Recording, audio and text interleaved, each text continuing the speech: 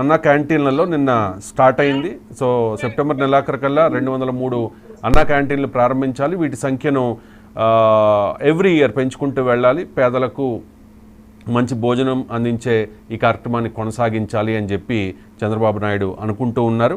ఈ అన్న క్యాంటీన్ల కార్యక్రమం ఈ ప్రోగ్రాం అనేది, ఈ భోజనం పెట్టే పథకం ఇక కంటిన్యూ అవుతుంది అని చెప్పి క్లియర్గా చెప్పేశారు. అంటే ఇక మీదట మేమే అధికారంలో ఉండబోతూ ఉన్నామనే ఒక హింట్ కూడా ఇచ్చినట్టు. నిజంగా ఇటువంటి మంచి కార్యక్రమాలు చేస్తే ఖచ్చితంగా ప్రజలు ఎక్కడ ఉంచాలో అక్కడే ఉంచుతారు.